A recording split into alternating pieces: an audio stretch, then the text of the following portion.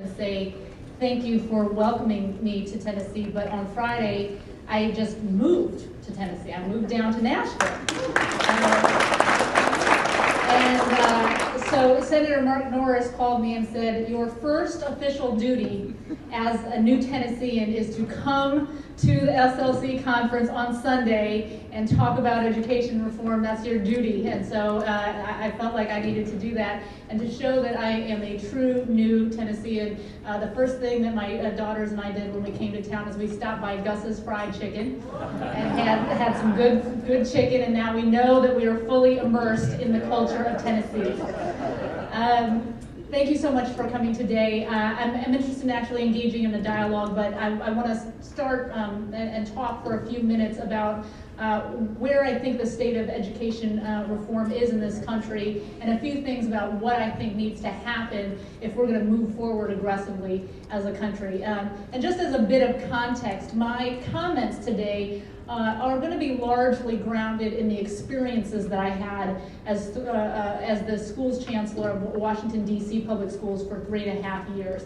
I started that job in 2007 when then Mayor Adrian Fenty sort of swept into office. He was the youngest mayor ever to be elected in Washington, D.C., the first mayor ever to win every single precinct of the city as he came into office, and he made education his #1 priority. So the very first thing that he did when he came into office was he introduced the legislation to the city council that would allow the mayor to take over the school district. It was a somewhat controversial move, but at the time the district was seen as needing some significant change. So he went ahead and did that. He won control of the schools, and then in January of 2007, as his first official act controlling the schools, he named me as the chancellor of the schools. And it caused a fury in the city.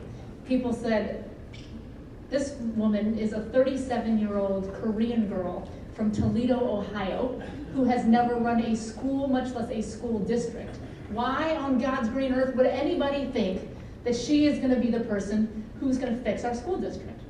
And I was thinking quite similar thoughts when I came into office and I sat down for the first time and I looked at some of the data that we're facing us as a city. And so at the time, even though we were largely known as the lowest performing and most dysfunctional school district in the country, let me just give you some statistics that will bring this home to you. We were a school district in which if you were a 9th grader entering high school in our district, the likelihood that you would graduate from college was about 9%. 9%. We had an achievement gap between where our white students were performing and where our African American students were performing of about 70 percentage points. That's 70, a 70-point achievement gap between those two groups of kids. We had a situation where of all of the 8th graders in the city's schools, only 8% of them were operating on grade level in mathematics. 8%, which means that 92% of our young people did not have the skills and knowledge necessary to be productive members of society. And perhaps the most disheartening data of them all was about our little ones. And what that data said was that our little ones, when they were coming into our system as kindergartners, they were coming in relatively on par with kids who looked like them from other urban jurisdictions across the country. So not with their suburban counterparts. We already actually knew that they were far behind them. But with kids who looked like them in cities like Philadelphia or LA or St. Louis across the country. The problem was that the longer they stayed in our district, the further behind they fell. And this was an interesting statistic, which was by the time they reached the 4th grade, the poor black 4th graders in New York City were operating 2 full grade levels ahead of the poor black 4th graders in Washington, D.C.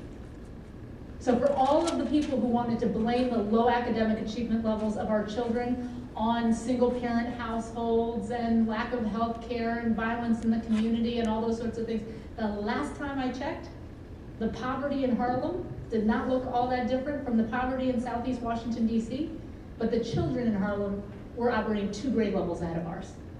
So we were essentially operating a school system where the kids were almost better off staying at home every day than they were coming to school, where they were almost sure to fall behind. That was the system that we were working in. And it was interesting to me because, you know, there was really nowhere to go but up. We knew that we needed radical reform to really transform the district.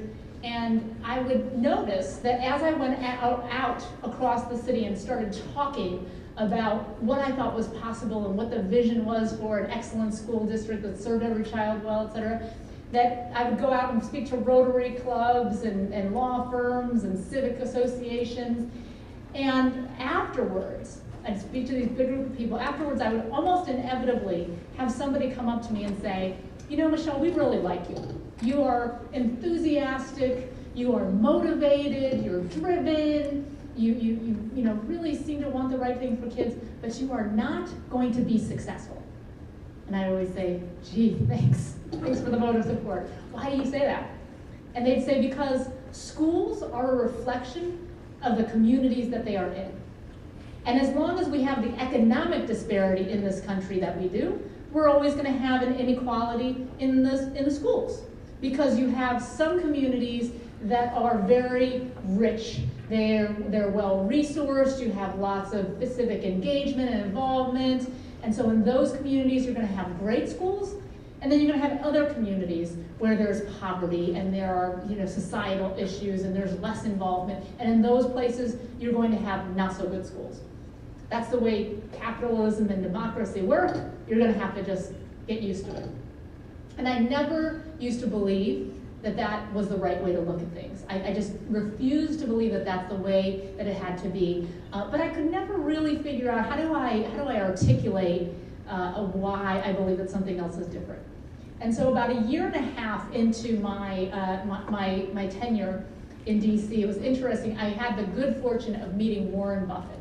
So first of all, never in my life, folks, would I ever think that I'd have the opportunity to meet one of the richest men in the world. But there I was one day in Omaha, Nebraska, having a steak dinner with Warren Buffett.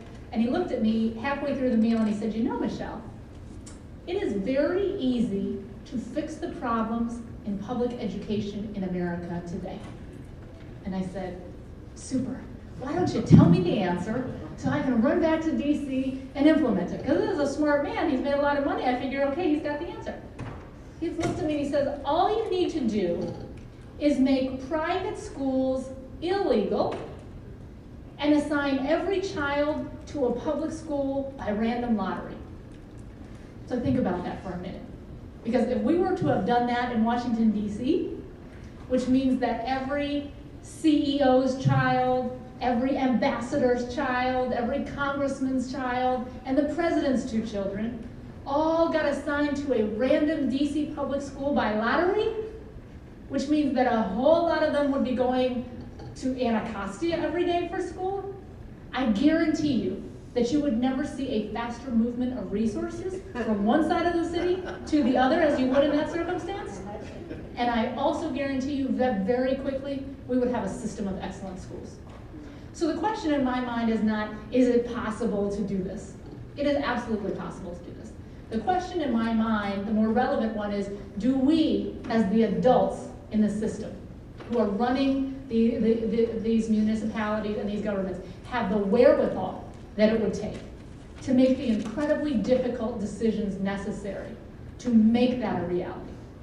And the question so far, the answer so far to that question has been no. We have not been willing to make those decisions, but I do think that we are at a very, very different place in this country right now. I think we are at the precipice of a point in time where we actually could crack this entire thing open. So I want to talk today about 3 of the things that I think need to be very strongly considered and that we would want every legislator to be thinking about as you go into the next session in your particular state. The first one is about overall in this country and the culture that I think is taking hold. We have lost our competitive spirit in America. We have completely lost sight of the ball, in my opinion. We are creating and raising a generation of kids, and we are so concerned with making children feel good about themselves that we've actually not spent the time to put in to actually make the kids good at anything. So we're trying to make them feel good, but we don't put in the time to actually make them good. So let me talk a little bit about what this means. I have 2 children. They're sitting right there in the middle row there, Star and Olivia. Don't take this personally, honey. My 2 girls play soccer. They suck at soccer. Okay? But you would never guess that, because if you were to go into their rooms today, you would see trophies and medals and ribbons. I mean, really, if you were just to look at those things, you would think that I am raising the next Mia Hamm. I am not. So I say to my girls, you know what? You're not so good at soccer.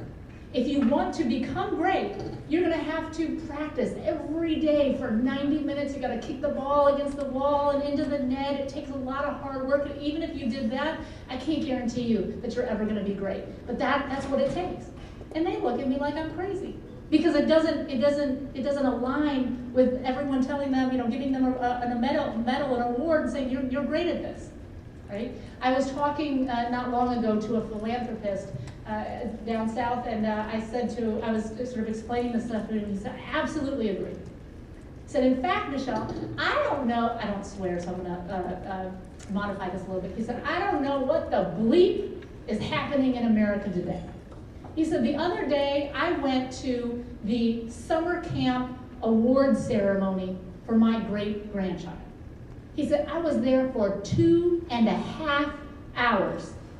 He said, you want to know why I was there for that long? Because they had to recognize every single child who was there. He said it got to the point, it was so bad that at the end, they were saying things like this: the next award goes to the best 10-year-old, blonde-haired, blue-eyed boy named Bobby who has red shorts on today. And then everybody would cheer and say, woo! And then Bobby would run up there all proud. He said, what does that mean? What it is that we are not creating a culture where kids understand what they need to do to become great at something. We're not creating that competitive culture. And I think that in the long run, this is not going to serve us well as a nation if we are creating a generation of children who are celebrating mediocrity. Because I can tell you for one thing for sure, that this is not what is happening in the nations that we are competing against halfway around the world. I spent a year when I was young in South Korea, which is one of the countries that does the best academically. And one of the things that was shocking to me was when I showed up in that 4th grade classroom and I was in the room with 70 other kids, they ranked us 1 through 70. You knew exactly what your standing was in the class, depending on what your grades were. So if you were number 17, your mother was after you, boy, at the end of this quarter, you better be number 13. And then if you were, number 4, you had to become number 3. And even the kid who was number 1 in the classroom, he wasn't happy either, because he was always looking behind him going, oh my gosh, he's gonna come up behind me, right? Now I'm not saying that this is what we should do, folks, so don't say that. But what I am saying is that in that culture, they have created an inborn part of the cultural fabric that is about how do we get better and better and better. And that's part of what I think our kids are missing today. So that spirit of competition, I think we have to regain that in our nation if we're going to regain our competitive advantage overall in the world. So that's the first lesson. The second is I believe that we have to very much look outside of the party politics and the partisan politics to figure out what our answers within education are going to be. And the reason I say this is because I am actually guilty of this myself. I am a Democrat, died in the royal, Democrat card carrying, have been my entire life. And because of that, as I was sort of becoming more familiar with education reform throughout my early career, I always used to say, well, here are the things that we need to do. I was for all kinds of reforms. I was even for charter schools, but where I drew the line was at vouchers. Because in the Democratic Party, we say, oh, vouchers aren't good because they take money away from the districts that need them the most, or they're throwing a life preserver out to just a small percentage of the kids, and what about the other kids, and that sort of thing. So because of the partisan politics, I really believed that vouchers were not a good thing and that you shouldn't really even ever discuss them. That all changed when I became the chancellor of the school district in DC. And we had a publicly funded voucher program in the city. And people, right when I came on board, they wanted to know, because it was the program was up for reauthorization. They said, Chancellor Rhee, we want you to comment on whether you think this is a good public policy or not. So I took a step back and I said, well, I'm gonna think about this. I want to talk to people in the system. I want to talk to families who are taking advantage of it. And what I saw was this. I would have family after family after family come to me in my office, and they had done exactly what we would have wanted them to do. So the first thing that they did was they researched their neighborhood school. And they would often find out that, you know what, only 10% of the children at this school are on grade level. My child has a 90% chance to fail if I send them to the school. Absolutely not good enough for my kid. I have to find another option. So then they would do the next thing that we'd ask them to do, which is they would apply through the out-of-boundary lottery process. Because we had a number of very high-performing schools on the other side of town, the wealthier, more affluent part of town. And every year there were just a couple of spots that were open at those schools. So we'd have thousands of families from all over the country, city, applying for those spots. And inevitably, the families would come back and say, I didn't win the lottery. I didn't get my spot. Because there were far too many kids applying and not enough vacancies. So then they would come to my office and they'd say, now, what should I do? And if I did not have a space at one of my DC public schools, one that I felt comfortable sending my own children to, because I sent my two daughters to the DC public schools. If I didn't have a spot at a high-performing school, then I thought, who am I to stop this family from taking a $7,500 voucher, which, by the way, was about $1,500 less than what we were spending every year in the district, and potentially going to a Catholic school and getting a great education. I said, I am not going to be the person who stands in the way of that. So I came out in favor of the voucher program, and people went nuts, right? People said, what are you doing? You're going against the party. You're not supposed to go against the party, Michelle. This is there are all these reasons. They said at the end of the day, after they got done yelling at me, they said, and the thing that we really don't understand, Michelle, is that of all of the people in the city, you have the most to lose from the voucher program. Because if we offer children vouchers, then they will take them and they will go, and your school district will lose enrollment. You'll lose money. You're going to shrink, and at this time where we have so much faith in you, we can't afford to take that money away from your district. You really should be the last person that is for this program. And I would look back at those people and say, see, here's where you're wrong. My job is not to protect and preserve and defend a system that has been doing wrong by children. My job is to make sure that every child in this city gets an excellent education. I am agnostic as to where that happens. If it happens in a charter school, great. If it happens in a traditional DC public school, wonderful. If it happens at one of our Catholic or private schools, that's okay as well. As long as the kids are getting a great education, that's all that matters to me. My job is not to look after the district, because I could not look these parents in the eye and say, you know what? In 5 years, I guarantee you that this district is going to be a lot better. So just suck it up with me, honey. Stick it out for the next 5 years. Your kid may not learn how to read, but that's the right thing to do for the system. I could not look any mother in the eye and ask her to forego her kid getting a quality education while we tried to focus on the system. That is not any way to think about the problems or the solutions. A friend of mine, not long ago, I tried to give this argument to her, and she wasn't buying it. She's a lifelong Democrat too. And finally, I said to her, "Have you seen the movie Waiting for Superman? Has anybody seen that in the room? Waiting for Superman?" So I said to her, "Did you see the movie?" She said, "Yes." I said, "Okay, Bianca, the little girl who couldn't go to her kindergarten graduation because her mother couldn't pay the back tuition that was due." I said, "What did you think about that?" And she said, "Oh, it broke my heart. I couldn't believe that somebody would be so cruel and heartless as to not let the child go to school just because the mom had fallen back on payments. It made me just want to write the $500 check myself." And I said, "Right, honey, that would be a voucher, just from a different source."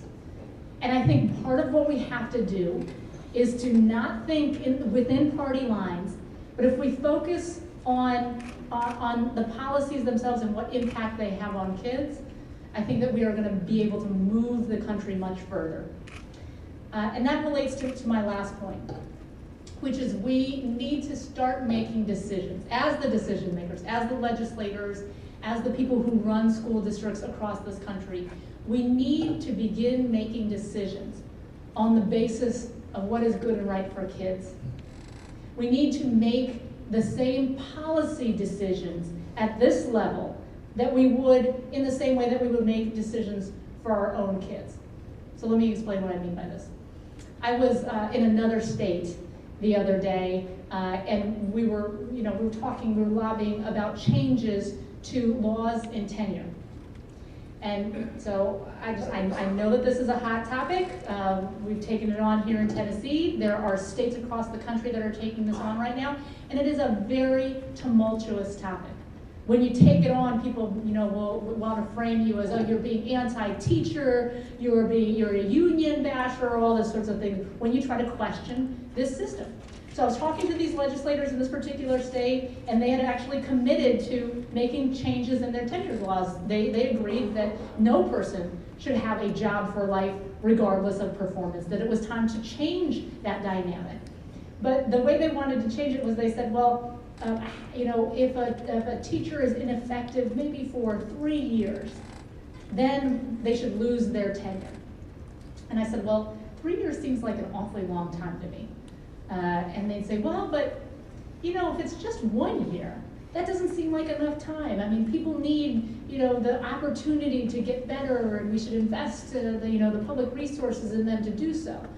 And I looked at the legislators and I said, well, when I was the chancellor in DC, when I made policy decisions like this, I always made them thinking about my own 2 daughters. And when that was driving my thinking, I always used to think, okay, well, if I know that a teacher has been rated as ineffective, and I allow that person to stay in the classroom the following year, then I have to be 100% comfortable knowing that that person could be assigned to teach one of my kids, right? So I kept imagining, what would I do if I came to school on the first day and the principal said, welcome to first grade. This is Olivia's teacher. Guess what? She's not so good. But we are going to take this year to professionally develop her and see if she might be able to improve her practice. Olivia and her 23 classmates may not learn how to read this year, but we think that's the right thing to do for this adult. I would never accept that for my child. Nobody in this room would ever accept that for one of your children or one of your grandchildren. So if that is the case, then how can we subject anyone else's children, our constituents, the people that we are meant to serve every day, to that reality? It just doesn't make any sense. And if we know that we would refuse to put our child in the classroom of an ineffective teacher, then we have to create the public policies that ensure that no child is ever in that position. And I say this because teachers and the quality of teachers that we have in our classrooms is the most important in-school factor that determines our students' achievement levels. Teaching is the most incredibly difficult profession that there is. People all the time in DC used to, I'd walk down the street and they'd say to me, you have the hardest job in the city. And I'd always say, no, I don't. The hardest job in the city is being an effective teacher in one of our classrooms. There is no more noble a position. If you talk to teachers across the country, the vast majority of them work incredibly hard every day and want to see the best for their kids. But there is a small portion of teachers who actually don't belong in the classroom. Some of them are nice people, but they're actually not doing right by kids in terms of moving their student achievement levels. And we have to be able to create a system where we recognize and reward the most highly effective teachers in the system, but that we also identify those who are not moving student achievement levels and either quickly accelerate their performance so that they become better, or move them out of the classroom. That is what we would want for our own children, and therefore that is what we have to do for the broader community. I'll end on this note by saying that I believe that public education is supposed to be the great equalizer in our country. It is supposed to be the thing that ensures that it doesn't matter if you're rich or poor, black or white. We have public schools so that every single child can have an equal shot in life, right? If you work hard and you do the right thing, you can live the American dream. That is not the reality that we have in America today. The reality that we have in America today is that if you give me the zip code and the race of a particular child, I can with very good accuracy already tell you what that child's achievement levels are. If you were in DC, if you lived in Georgetown versus if you live in Anacostia, you get two wildly different educational experiences. It is the biggest social injustice imaginable because it means that we are still in this day and age, we are still allowing the color of a child's skin and the zip code that they live in to dictate their educational attainment levels and therefore their life chances and their life outcomes. It goes against every single value that we have as a country. Now is the time to step up and do something about this. Now, as legislators, you have incredible influence and power over what happens in our schools every day. I know for a fact, having worked with many, many legislators, including the incredibly courageous legislature here in Tennessee who passed some very, very aggressive and courageous laws this past session and who are on tap to do even more next session. And they can tell you firsthand that this is tough, that they hear every day from people who want to maintain the status quo. In fact, I was talking to a legislator in a different state, and he said to me, you know, Michelle, I'm with you on the policies. I get it. You know, you just need to understand that when I go back to my district, outside of my office, I can guarantee you that the teachers union people are going to be lined up in front of my office picketing me. And he said, and those are my constituents, so you need to understand that these are very, very difficult decisions. And I said to him, I completely understand that. I said, but please also understand that when you say constituents, you have to think more broadly than just the people who happen to be voting. Your as an elected official, your responsibility is to represent everyone in your district, including the children. And the problem is the kids don't vote, they don't contribute to campaigns, they don't come out to rallies and protests and that sort of thing. So if all you're doing as a politician is turning where the voices are the loudest, then I guarantee you that necessarily you will also be turning your backs to the children who have no voice in this. You have to think more broadly. So I just want to first of all congratulate the members of this Tennessee legislature who are here today, who have done so much on behalf of kids, and encourage the delegates from the rest of the country's states here in the Southern Legislative Council, because I think that we have a specific moment in time where we really do have the opportunity to see a tremendous amount of change in this country, and our kids are counting on you. Thank you.